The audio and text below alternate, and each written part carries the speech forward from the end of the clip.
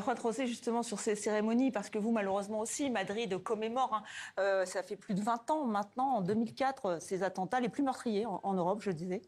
Effectivement, et puis comme mon collègue belge, c'est vrai que vous avez le don de savoir organiser les choses. Nous, on ne le sait pas organiser aussi bien que vous en France, mais au-delà de ça, vous êtes capable, année après année, effectivement, de rendre hommage aux victimes des différents attentats qui ont eu lieu sur le sol français. C'est Et pas le cas nous, en Espagne? c'est le cas en Espagne, sauf que très rapidement, les différences politiques, entre les différentes formations politiques, ont amené effectivement à que les victimes soient un peu en deuxième plan derrière les querelles politiques entre partis. Et donc ça, en France, on le voit pas, ou très rarement.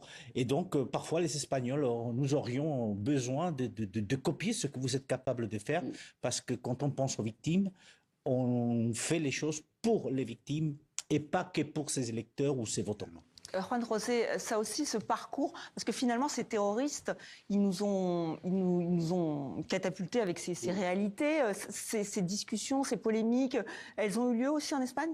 Elles ont eu lieu en Espagne, mais c'est vrai que les attentats de 2004 ont été on supposait un changement de l'attitude du gouvernement. Déjà, la première chose, parce que bon, l'Espagne était déjà habituée au terrorisme, puisque depuis les années 60, il y a le terrorisme de l'OTA, c'est plus de 850 morts en Espagne, donc le terrorisme était quotidien en Espagne. Ce qui était nouveau, c'était le terrorisme effectivement islamiste. Et c'est vrai que le nouveau gouvernement qui est arrivé, puisque je rappelle qu'effectivement les attentats eu 3 jours avant les élections législatives, et 3 jours avant, la question était de savoir si le Parti populaire au gouvernement allait avoir une majorité absolue ou pas.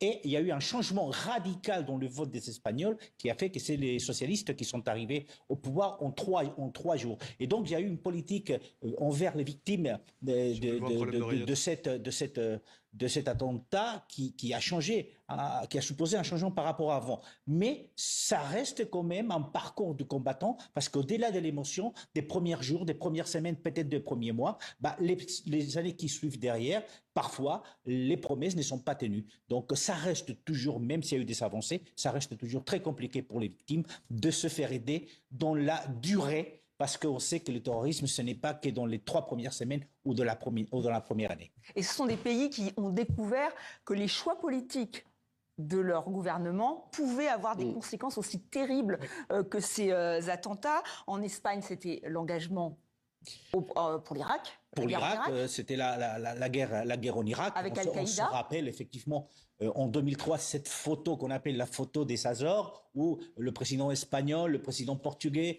George Bush, président des États-Unis, et Tony Blair se sont retrouvés juste quelques jours avant l'invasion de l'Irak. Et l'Espagne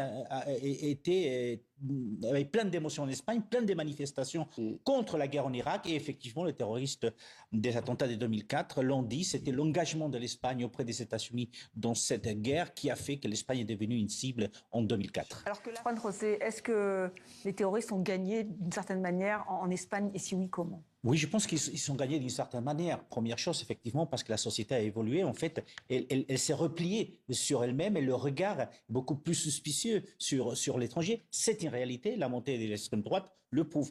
Deuxièmement, parce que après ces attentats, je vous le disais tout à l'heure, le vote des Espagnols a complètement changé. Donc, les Espagnols, en 3 jours, ont changé leur vote et ont donné le gouvernement à un autre parti. Et puis, troisièmement, parce que les politiques, en Espagne, il y a cette confrontation énorme depuis 2004 entre les 2 principaux partis politiques, les social-démocrates et le Parti conservateur, a fait qu'aujourd'hui, les Espagnols ne comprennent pas, par exemple, que le gouvernement actuel espagnol s'est rapproché des terroristes de l'OTA, du bras politique des terroristes de l'OTA, et une partie de la population espagnole a le sentiment que même le gouvernement blanchit en quelque sorte les terroristes de l'OTA. Parce que, encore une fois, l'Espagne n'a pas connu que le terrorisme islamique, il a connu surtout pendant plus de 40 ans le terrorisme de l'OTA. Et ce sentiment en Espagne est beaucoup plus fort qu'il ne l'était par les passés. Et donc, le respect des victimes, c'est aussi respecter sur la durée la souffrance qui a été la sienne, et c'est pour ça que beaucoup d'associations des victimes ne participent plus aux cérémonies de 2004, tout simplement parce qu'elles ne souhaitent pas partager ce moment avec un gouvernement qui, entre guillemets, blanchit pour eux le terrorisme.